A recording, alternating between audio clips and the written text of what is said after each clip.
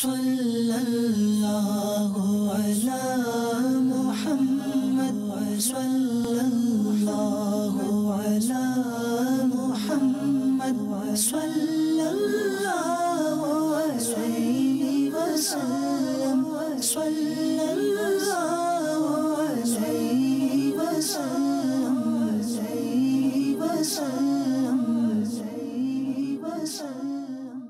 अल्हम्दुलिल्लाहि रब्बिल आलमीन वस्सलातु वस्सलामु अला सय्यिदिल मुरसलीन अम्मा बाद फ़अऊज़ु बिल्लाहि मिनश शैतानिर रजीम बिस्मिल्लाहिर रहमानिर रहीम अस्सलातु वस्सलामु अलैका या रसूलल्लाह व अला आलिका व अस्हाबिका या हबीबल्लाह अस्सलातु वस्सलामु अलैका या नबीअल्लाह व अला आलिका व अस्हाबिका या नूरल्लाह। उम्मुल मोमिनीन हज़रत सय्यिदातुना आयशा सिद्दीका রাদিয়াল্লাহু তাআলা আনহা একবার সাহরির সময় কিছু সেলাই করছিলেন। তখন হঠাৎ সুইটি হযরত সয়্যিদাতুনা আয়েশা সিদ্দীকা রাদিয়াল্লাহু তাআলা আনহার হাত থেকে পড়ে গেল এবং প্রদীপটিও নিভে গেল। ঠিক এই সময় আমাদের প্রিয় নবী রাসূল আরবি সাল্লাল্লাহু তাআলা আলাইহি ওয়াসাল্লাম মা আয়েশা সিদ্দীকা রাদিয়াল্লাহু তাআলা আনহার হুজরা শরীফে তশরিফ আনলেন। হুজুরে পাক সাল্লাল্লাহু তাআলা আলাইহি ওয়াসাল্লামের চেহারার নূরানি আলোতে সমস্ত ঘর আলোকিত হয়ে গেল। এমনকি মা আয়েশা সিদ্দীকা রাদিয়াল্লাহু তাআলা আনহা হারানো সুইটি খুঁজে পেলেন। উম্মুল মুমিনিন হযরত সাইয়্যিদাতুনা আয়েশা সিদ্দীকা রাদিয়াল্লাহু তাআলা আনহা হুজুরে পাক সাল্লাল্লাহু তাআলা আলাইহি ওয়াসাল্লামের দরবারে আরজ করলেন, ইয়া রাসূলুল্লাহ সাল্লাল্লাহু তাআলা আলাইহি ওয়াসাল্লাম, আপনার নুরানি চেহারা মোবারক কতই না উজ্জ্বল, কতই না সুন্দর। আমাদের প্রিয় নবী রাসূল আরবি সাল্লাল্লাহু তাআলা আলাইহি ওয়াসাল্লাম ইরশাদ করলেন, ওই ব্যক্তির জন্য আফসোস, ওই ব্যক্তির ধ্বংস হোক যে কিয়ামতের দিন আমাকে আমার এই চেহারাকে দেখতে পাবে না। আরজ করা হলো, অর্থাৎ মা আয়েশা সিদ্দীকা রাদিয়াল্লাহু তাআলা আনহা বললেন, ইয়া রাসূলুল্লাহ সাল্লাল্লাহু তাআলা আলাইহি ওয়াসাল্লাম, তারা কারা যারা আপনাকে কিয়ামতের দিন দেখতে পাবে না? হুজুরে পাক সাল্লাল্লাহু তাআলা আলাইহি ওয়াসাল্লাম ইরশাদ করলেন, তারা হলো কৃপণ। মা আয়েশা সিদ্দীকা রাদিয়াল্লাহু তাআলা আনহা আবার জিজ্ঞাসা করলেন, ইয়া রাসূলুল্লাহ সাল্লাল্লাহু তাআলা আলাইহি ওয়াসাল্লাম, তারা কোন ধরনের কৃপণ ব্যক্তি যারা কিয়ামতের দিন আপনার নুরানি চেহারা মোবারক দেখতে পাবে না? হুজুরে পাক সাল্লাল্লাহু তাআলা আলাইহি ওয়াসাল্লাম ইরশাদ করলেন, যে আমার নাম শোনার পর আমার উপর দুরূদ শরীফ পাঠ করে না, সেই ব্যক্তি কৃপণ এবং সেই ব্যক্তি কিয়ামতের দিন আমার চেহারা দেখা থেকে বিরত থাকবে, আমার চেহারা মোবারক দেখতে পাবে না।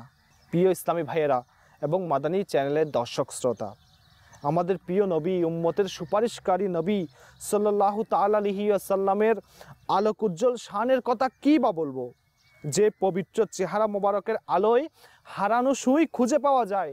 প্রসিদ্ধ মুফাসসির হাকিমুল উম্মত হযরত মুফতি আহমদ ইয়ার খান নঈমী রাহমাতুল্লাহ তাআলা আলাইহি বলেন, হুজুরে পাক সাল্লাল্লাহু তাআলা আলাইহি ওয়াসাল্লাম মানব এবং নূর, অর্থাৎ নূরানি মানব। প্রকাশ্য শরীর মোবারক মানবের এবং সত্তা হলো নূরের। কোরবান হয়ে যান আমার প্রিয় নবী সাল্লাল্লাহু তাআলা আলাইহি ওয়াসাল্লামের নূরানিয়তের উপর।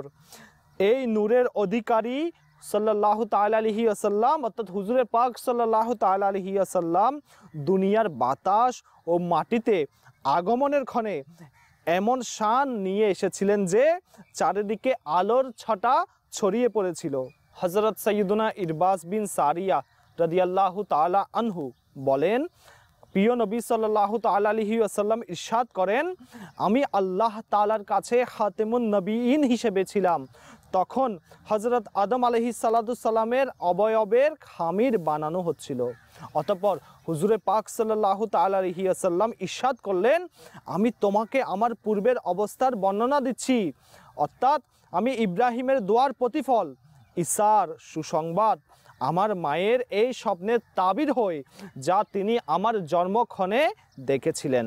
তার মধ্য হতে একটি উজ্জ্বল আলোর প্রতিবিম্ব প্রকাশ পেল, যা শাম দেশের অর্থাৎ সিরিয়ার প্রাসাদ ও অট্টালিকাগুলো আলোকিত করে দিল একজন কবি মোহাম্মদ হাফিজ সিরাজ রহমতুল্লাহ তাআলা আলাইহি যার নাম, তিনি হুজুরে পাক সাল্লাল্লাহু তাআলা আলাইহি ওয়াসাল্লামের শানে কবিতা লিখতে গিয়ে লিখেন, যার অর্থ, হে সুন্দর ও সৌন্দর্য মণ্ডিত সাল্লাল্লাহু তাআলা আলাইহি ওয়াসাল্লাম, এর সকল মানুষের সরদার, নিঃসন্দেহে আপনারই নুরানি চেহারার উজ্জ্বল্য থেকে, অর্থাৎ আপনার নুরানি চেহারার আলো থেকে চাঁদ আলোকিত হয়েছে। নিঃসন্দেহে আমাদের মাদানী আকা সাল্লাল্লাহু তাআলা আলাইহি ওয়াসাল্লামের পবিত্র সত্তা নূর। কিন্তু এটা মনে রাখবেন যে সম্পূর্ণরূপে বশরিয়াতকে, অর্থাৎ মানবীয় সত্তাকে অস্বীকার করার অনুমতি নেই। যেমন আমার আকা আলা হযরত ইমামে আহলে সুন্নত ইমাম আহমদ রাজা খান রহমতুল্লাহ তাআলা আলাইহি বলেন, তাজদারে রিসালাত, শাহেনশাহে নবুয়ত, প্রিয় নবী সাল্লাল্লাহু তাআলা আলাইহি ওয়াসাল্লামের বশরিয়াতকে, অর্থাৎ মানব হওয়াকে সম্পূর্ণরূপে অস্বীকার করা কুফর। কিন্তু তার বশরিয়াত তথা মানব হওয়াটা সাধারণ মানুষের মতো নয়, বরং তিনি সৈয়দুনা বশর, অর্থাৎ মানবের সরদার এবং আফজালুল বশর তথা শ্রেষ্ঠ মানব। আল্লাহ তাআলা পবিত্র কোরআনে হুজুরে পাক সাল্লাল্লাহু তাআলা আলাইহি ওয়াসাল্লামের ব্যাপারে ইরশাদ ফরমান, কানজুল ঈমান থেকে অনুবাদ, নিশ্চয় তোমাদের নিকট আল্লাহ তাআলার পক্ষ থেকে একটা নূর এসেছে এবং স্পষ্ট কিতাব। হযরত সৈয়দুনা ইমাম মুহাম্মদ বিন জারির তাবারি রহমতুল্লাহ তাআলা আলাইহি বলেন, নূর দ্বারা মুহাম্মদ সাল্লাল্লাহু তাআলা আলাইহি ওয়াসাল্লামই উদ্দেশ্য, যার দ্বারা আল্লাহ তাআলা সত্যকে আলোকিত করেছেন এবং ইসলামকে প্রকাশ করেছেন। হযরত সৈয়দুনা জাবির বিন আব্দুল্লাহ আনসারী রাদিয়াল্লাহু তাআলা আনহু থেকে বর্ণিত, তিনি বলেন, আমি আরজ করলাম, ইয়া রাসূলুল্লাহ সাল্লাল্লাহু তাআলা আলাইহি ওয়াসাল্লাম, আমার পিতা মাতা আপনার উপর কোরবান, আমাকে বলুন যে সর্বপ্রথম আল্লাহ তাআলা কোন জিনিসটিকে সৃষ্টি করেছেন। হুজুরে পাক সাল্লাল্লাহু তাআলা আলাইহি ওয়াসাল্লাম ইরশাদ করলেন, হে জাবির, নিঃসন্দেহে আল্লাহ তাআলা সকল সৃষ্টির পূর্বে তোমার নবী সাল্লাল্লাহু তাআলা আলাইহি ওয়াসাল্লামের নূর, আপন নূর থেকে সৃষ্টি করেছেন। বরং তিনি তো, অর্থাৎ আমাদের প্রিয় নবী সাল্লাল্লাহু তাআলা আলাইহি ওয়াসাল্লাম হচ্ছেন নূর বন্টনকারী, যাকে চান নূর দ্বারা পরিপূর্ণ করে দেন। যেমন হযরত সৈয়দুনা আসির বিন আবি আয়াস রাদিয়াল্লাহু তাআলা আনহু এমনই সৌভাগ্যবান একজন সাহাবী যে আমাদের প্রিয় নবী রসুল আরবি সাল্লাল্লাহু তাআলা আলাইহি ওয়াসাল্লাম একবার তার চেহারায় হাত বুলিয়ে দিয়েছিলেন এবং তার বুকে দীপ্তিময় হাত রেখেছিলেন। বলা হয় যে যখনই তিনি, অর্থাৎ ওই সাহাবী রাদিয়াল্লাহু তাআলা আনহু কোনো অন্ধকার ঘরে প্রবেশ করতেন, তখন সেই ঘর আলোকিত ও দীপ্তময় হয়ে যেত। বরং তিনি সাল্লাল্লাহু তাআলা আলাইহি ওয়াসাল্লাম, অর্থাৎ আমাদের প্রিয় নবী রসুল আরবি সাল্লাল্লাহু তাআলা আলাইহি ওয়াসাল্লাম নূর বন্টনকারী, যাকে চান নূর দ্বারা পরিপূর্ণ করে দেন। যেমন হযরত সৈয়দুনা আসিদ বিন আবি আয়াস রাদিয়াল্লাহু তাআলা আনহু এমনই সৌভাগ্যবান সাহাবী যে আমাদের প্রিয় নবী রসুল আরবি সাল্লাল্লাহু তাআলা আলাইহি ওয়াসাল্লাম একবার তার চেহারায় হাত বুলিয়ে দিয়েছিলেন এবং তার বুকে দীপ্তিময় হাত রেখেছিলেন। বলা হয় যে যখনই তিনি, অর্থাৎ ওই সাহাবী রাদিয়াল্লাহু তাআলা আনহু কোনো অন্ধকার ঘরে প্রবেশ করতেন, তখন সেই অন্ধকার ঘর আলোকিত হয়ে যেত। বর্ণনাকৃত আলোচনা থেকে বোঝা গেল যে আমাদের প্রিয় নবী, জগতের প্রাণ যাকে বলা হয়, তিনি সাল্লাল্লাহু তাআলা আলাইহি ওয়াসাল্লামের পবিত্র সত্তা মানব হওয়ার সাথে সাথে নূর দ্বারাও পরিপূর্ণ। নূর ও মানব সম্পর্কে আরও বিস্তারিত জানার জন্য প্রসিদ্ধ মুফাসসির হাকিমুল উম্মত হযরত মুফতি আহমদ ইয়ার খান নঈমী রহমতুল্লাহ তাআলা আলাইহির রিসালায়ে নূর কিতাবটি অধ্যয়ন করুন।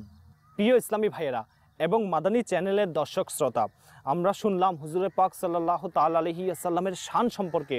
হুজুরে পাক সাল্লাল্লাহু তাআলা আলাইহি ওয়াসাল্লামের উপর দুরূদ শরীফ না পড়ার যে কত বড় ক্ষতি রয়েছে, আসুন আমরা তা শুনে নিই। দাওয়াত ইসলামীর প্রকাশনা প্রতিষ্ঠান মাকতাবাতুল মদিনা কর্তৃক প্রকাশিত রিসালা, অর্থাৎ পুস্তিকা মন্দ মৃত্যুর কারণ, এর মধ্যে রয়েছে এক ব্যক্তি ইন্তেকালের পর তাকে কেউ স্বপ্নে অগ্নি পূজারীদের টুপি পরিহিত অবস্থায় দেখতে পেল।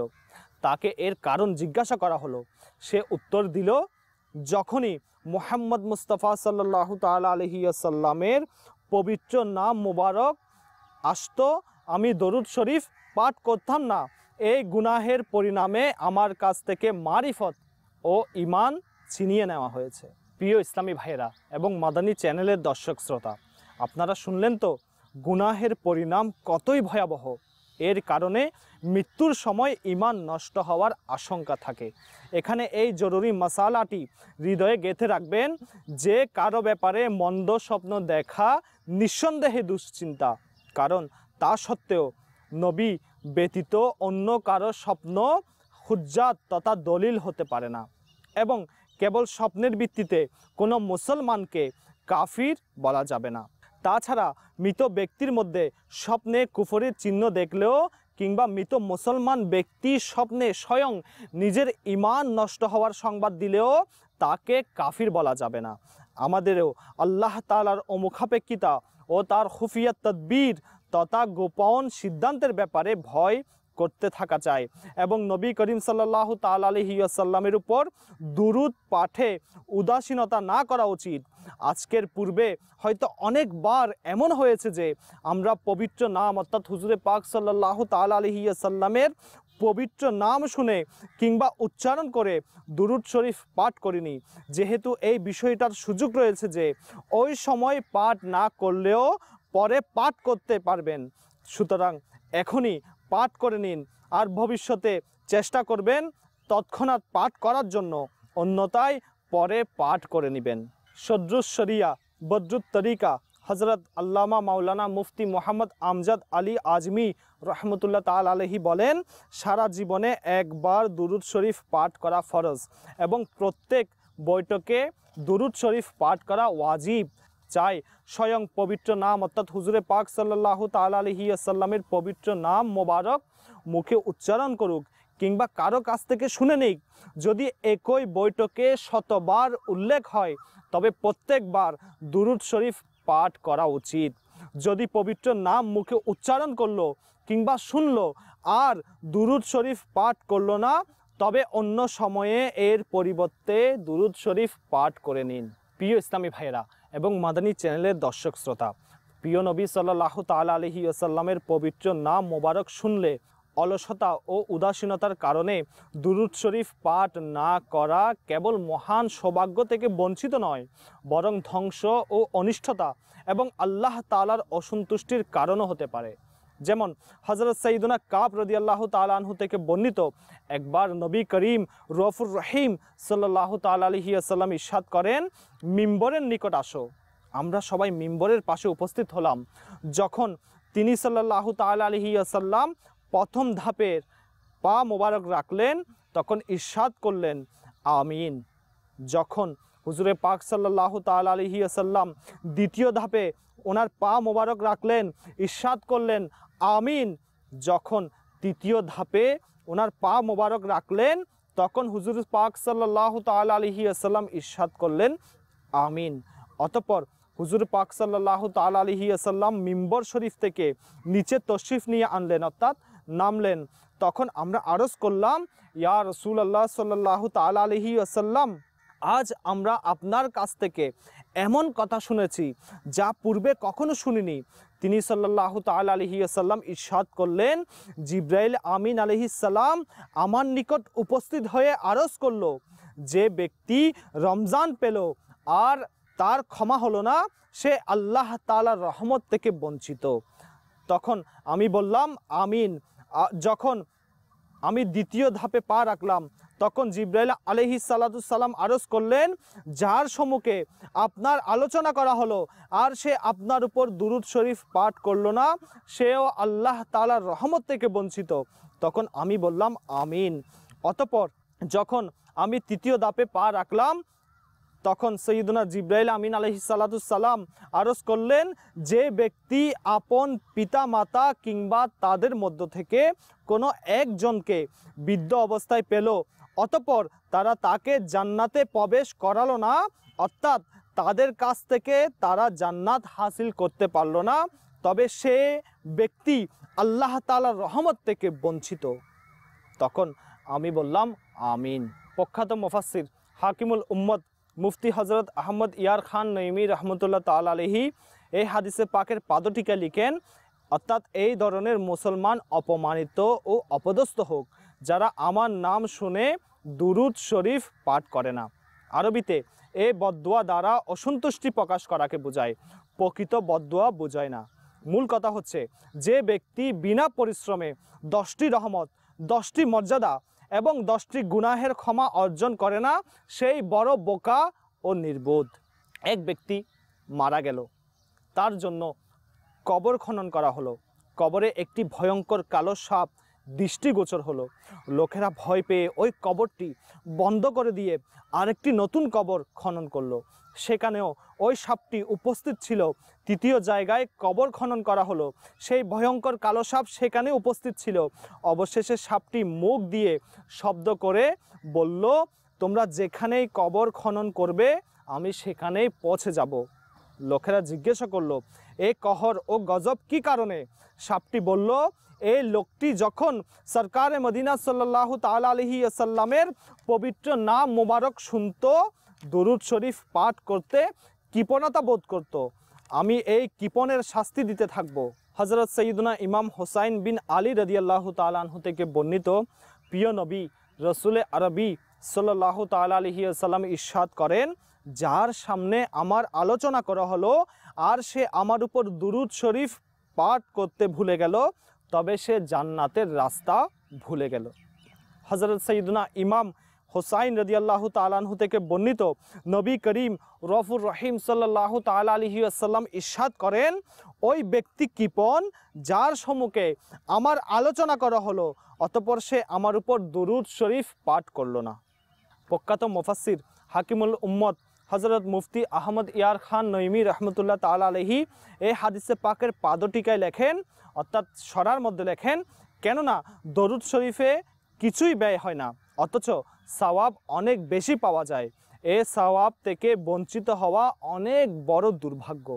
এই হাদিস দ্বারা বোঝা গেল যে যখনই আমাদের প্রিয় নবী রসুলে আরবি সাল্লাল্লাহু তাআলা আলাইহি ওয়াসাল্লামের পবিত্র নাম শোনা হয় কিংবা উচ্চারণ করা হয়, তখন দরুদ শরীফ অবশ্যই পাঠ করে নেওয়া উচিত, কেননা এটা মুস্তাহাব। মদিনার তাজেদার, উভয় জগতের সরদার সাল্লাল্লাহু তাআলা আলাইহি ওয়াসাল্লাম ইরশাদ করেন, আমি কি তোমাদেরকে লোকদের মধ্যে সবচেয়ে বড় কৃপণ ব্যক্তিকে বলবো না? সাহাবায়ে কেরাম আলাইহিম রিদওয়ানগণ আরজ করলেন, ইয়া রাসূলুল্লাহ সাল্লাল্লাহু তাআলা আলাইহি ওয়াসাল্লাম, অবশ্যই বলে দিন। হুজুরে পাক সাল্লাল্লাহু তাআলা আলাইহি ওয়াসাল্লাম ইরশাদ করলেন, যার সামনে আমার আলোচনা করা হলো এরপর আমার উপর দুরুদ শরীফ পাঠ করলো না, তবে সে লোকদের মধ্যে সবচেয়ে বড় কৃপণ। হুজুর সাল্লাল্লাহু তাআলা আলাইহি ওয়াসাল্লামের পাশ দিয়ে এক ব্যক্তি অতিক্রম করছিল, যার নিকট এক হরিণী ছিল, যা সে শিকার করেছিল। আল্লাহ তাআলা এই হরিণীকে বাক শক্তি দান করলেন। হরিণী আরজ করলো, ইয়া রাসূলুল্লাহ সাল্লাল্লাহু তাআলা আলাইহি ওয়াসাল্লাম, আমার ছোট ছোট বাচ্চা রয়েছে যাদেরকে আমি দুধ পান করিয়ে থাকি, এখন তারা ক্ষুধার্ত অবস্থায় থাকবে। এই শিকারীকে আদেশ দিন সে যেন আমাকে ছেড়ে দেয়, যাতে আমি আমার বাচ্চাকে দুধ পান করাতে পারি, এরপর আমি আবার ফিরে আসব। হুজুরে পাক সাল্লাল্লাহু তাআলা আলাইহি ওয়াসাল্লাম ইরশাদ করলেন, যদি তুমি না আসো তবে? হরিণীটি আরজ করলো, ইয়া রাসূলুল্লাহ সাল্লাল্লাহু তাআলা আলাইহি ওয়াসাল্লাম, যদি আমি ফিরে না আসি তবে আমার উপর ওই ব্যক্তির ন্যায় আল্লাহ তাআলা লানত হোক যে আপনার আলোচনা শোনার পরে দুরুদ শরীফ পাঠ করে না, অথবা ওই ব্যক্তির মতো লানত হোক যে নামাজ আদায় করার পর দোয়া করে না। হুজুর পাক সাল্লাল্লাহু তাআলা আলাইহি ওয়াসাল্লাম শিকারীকে সেটা অর্থাৎ হরিণীটিকে মুক্তি দেওয়ার আদেশ দিলেন এবং বললেন, আমি এর জামিন। সুতরাং হরিণ দুধ পান করিয়ে ফিরে আসলো। অতঃপর হযরত সাইয়্যিদুনা জিবরাইল আমিন আলাইহিস সালাতু সালাম নবী করিম সাল্লাল্লাহু তাআলা আলাইহি ওয়াসাল্লামের দরবারে উপস্থিত হয়ে আরজ করলেন, ইয়া রাসূলুল্লাহ সাল্লাল্লাহু তাআলা আলাইহি ওয়াসাল্লাম, আল্লাহ তাআলা আপনাকে সালাম ইরশাদ করেছেন এবং বলেছেন, আমার নিজের সম্মান ও মহত্বের শপথ, আমি আপনার উম্মতের উপর এর চেয়েও বেশি দয়ালু, যেভাবে এই হরিণের নিকট আপন সন্তানের প্রতি স্নেহ রয়েছে, এবং আমি আপনার উম্মতকে আপনার প্রতি ফিরিয়ে দিব যেভাবে এই হরিণ আপনার কাছে ফিরে এসেছে। প্রিয় ইসলামী ভাইয়েরা এবং মাদানী চ্যানেলের দর্শক শ্রোতা, আপনারা শুনলেন যে ব্যক্তি পবিত্র নাম অর্থাৎ হুজুরে পাক সাল্লাল্লাহু তাআলা আলাইহি ওয়াসাল্লামের নাম শুনে দুরুদে পাক পাঠ করে না, সে কৃপণ ও আল্লাহ তাআলা লানতের উপযুক্ত। আমাদের উচিত যখনই সুযোগ হয় আমাদের প্রিয় নবী সাল্লাল্লাহু তাআলা আলাইহি ওয়াসাল্লামের উপর দুরুদ শরীফ পাঠ করে নেওয়া, বিশেষত যখন কোনো জিকিরের মজলিসে অংশগ্রহণ করার সৌভাগ্য হয় তখন কিছু না কিছু দুরুদ শরীফ পাঠের চেষ্টা করবেন। অন্যথায় কিয়ামতের দিন আফসোস করা আমাদের অদৃশ্যে লিখে দেওয়া হবে। যেমন হযরত সৈয়দুনা আবু হুরায়রা রাদিয়াল্লাহু তাআলা আনহু থেকে বর্ণিত, আমাদের প্রিয় নবী রাসূল আরবি সাল্লাল্লাহু তাআলা আলাইহি ওয়াসাল্লাম ইরশাদ করেন, যখন মানুষ কোনো বৈঠকে বসে আর তাতে না আপন প্রভু আল্লাহ তাআলা জিকির করে, না আপন নবী সাল্লাল্লাহু তাআলা আলাইহি ওয়াসাল্লামের উপর দুরুদ শরীফ পাঠ করে, কিয়ামতের দিন ওই মজলিস তাদের জন্য অনুশোচনার কারণ হবে এবং আল্লাহ তাআলার ইচ্ছাধীন হয়তো তাদেরকে শাস্তি দিবেন কিংবা ক্ষমা করে দিবেন। হযরত সাইয়্যিদুনা আবু সাঈদ কুদরি রাদিয়াল্লাহু তাআলা আনহু থেকে বর্ণিত, নবী করিম রউফুর রহিম সাল্লাল্লাহু তাআলা আলাইহি ওয়াসাল্লাম ইরশাদ করেন, কোনো গোত্র কোনো মজলিসের আয়োজন করলো আর তাতে আমার উপর দুরুদ শরীফ পাঠ করলো না, তবে তা তাদের জন্য আফসোসের কারণ হবে, যদিও অন্যান্য নেক আমলের বিনিময়ে সেই সব লোক জান্নাতে প্রবেশ করে থাকে। হুজুর সাল্লাল্লাহু তাআলা আলাইহি ওয়াসাল্লামের প্রতি দুরুদ শরীফ না পড়লে আল্লাহ তাআলার করুণা ও দয়া থেকে বঞ্চিত হবে। দুরুদ শরীফ পড়লে যে ফয়েজ ও বরকত লাভ করা যায়, দুরুদ শরীফ না পড়লে ওই ফয়েজ ও বরকত লাভ করা যায় না। দুরুদ শরীফ বর্জনকারীর পরিণাম ভয়ানক, যাকে হাদিসে পাকে ঘৃণিতভাবে তিরস্কার করা হয়েছে। হযরত সৈয়দুনা আবু হুরায়রা রাদিয়াল্লাহু তাআলা আনহু থেকে বর্ণিত, যখন কোনো মজলিসে মানুষেরা কোনো গুরুত্বপূর্ণ কাজে বসলো কিন্তু উক্ত মজলিসে আল্লাহ তাআলা জিকির করা হলো না এবং নবী করিম সাল্লাল্লাহু তাআলা আলাইহি ওয়াসাল্লামের উপর দরুদ পাঠ করা হলো না, অর্থাৎ তাদের মজলিস আল্লাহ তাআলার নাম এবং রসুল করিম সাল্লাল্লাহু তাআলা আলাইহি ওয়াসাল্লামের দুরুদ শরীফ দ্বারা শুরু হয়নি, মূলত সে মজলিসের দরুন কিয়ামতের দিন তারা ক্ষতির সম্মুখীন হবে। হযরত সাইয়্যিদুনা জাবের রাদিয়াল্লাহু তাআলা আনহু থেকে বর্ণিত, নবী করিম সাল্লাল্লাহু তাআলা আলাইহি ওয়াসাল্লাম ইরশাদ করেন, যখন কোনো গোত্র কোনো বিষয়ের ব্যাপারে একত্রিত হয় তথায় আল্লাহ তাআলা জিকির না করে বা রাসূল সাল্লাল্লাহু তাআলা আলাইহি ওয়াসাল্লামের উপর দুরুদ শরীফ না পড়ে চলে গেল, তাদের উদাহরণ হলো তারা যেন 100টি দুর্গন্ধযুক্ত জানোয়ারকে চলে গেল। রসুল করিম সাল্লাল্লাহু তাআলা আলাইহি ওয়াসাল্লাম ইরশাদ করেন, যখন লোকজন কিয়ামতের দিন কবর থেকে উঠবে তখন আমি সবার আগে উঠব। যখন লোকজন এক স্থানে একত্রিত হবে তখন আমি একমাত্র বক্তব্য রাখব। যখন লোকজনের হিসেবের জন্য আমল নামা খোলা হবে তখন আমি সুপারিশকারী হিসেবে প্রস্তুত থাকব। যখন লোকেরা নৈরাশ হয়ে বসে পড়বে আমি তখন সুসংবাদ দাতা হিসাবে আবির্ভূত হব।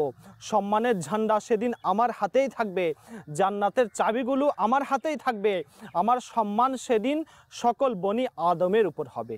এসব রেওয়ায়েত তথা বর্ণনাগুলোর উপর একটু ভেবে দেখুন, দরুদে পাকের বেলায় কৃপণতাকারীদের জন্য কী ধরনের শাস্তির হুমকি বর্ণনা করা হয়েছে। গভীরভাবে ভাবুন, চিন্তা করুন এবং এই অভ্যাস থেকে তওবা করে নিন।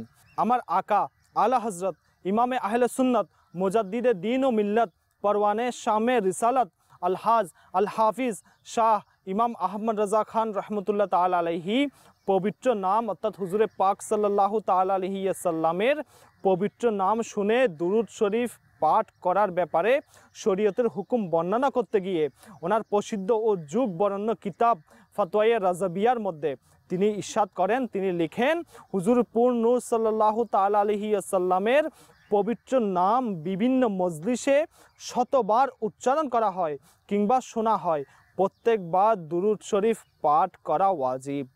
যদি পাঠ না করে তবে গুনাহগার ও কঠিন শাস্তি ভোগ করতে হবে। অবশ্য এতে মতানৈক্য রয়েছে যে যদি একই মজলিসে কয়েকবার পবিত্র নাম উচ্চারণ কিংবা শোনা হয় তবে প্রত্যেকবার ওয়াজিব না। অন্যান্য উলামায়ে কেরাম উম্মতের সহজতার জন্য দ্বিতীয় অভিমতকে গ্রহণ করেছেন। তাদের মতে একই মজলিসে একবার দুরুদ শরীফ পাঠ করে নেওয়া ওয়াজিব আদায়ের জন্য যথেষ্ট হবে। অধিকবার ছেড়ে দেওয়াতে গুনাহগার হবে না বটে, তবে মহান সওয়াব ও বিশাল ফজিলত থেকে নিঃসন্দেহে বঞ্চিত হবে। যা হোক, উচিত হবে এটাই যে প্রত্যেকবার সাল্লাল্লাহু তাআলা আলাইহি ওয়াসাল্লাম অর্থাৎ হুজুর পাক সাল্লাল্লাহু তাআলা আলাইহি ওয়াসাল্লামের উপর দুরূদ শরীফ পাঠ করতে থাকা। প্রিয় ইসলামী ভাইয়েরা এবং মাদানী চ্যানেলের দর্শক শ্রোতা, আমরা শুনতে পেলাম যে হুজুর পাক সাল্লাল্লাহু তাআলা আলাইহি ওয়াসাল্লামের শানে হুজুর পাক সাল্লাল্লাহু তাআলা আলাইহি ওয়াসাল্লামের নাম মোবারক শোনার পর দরুদ শরীফ না পড়ার কি ক্ষতি রয়েছে।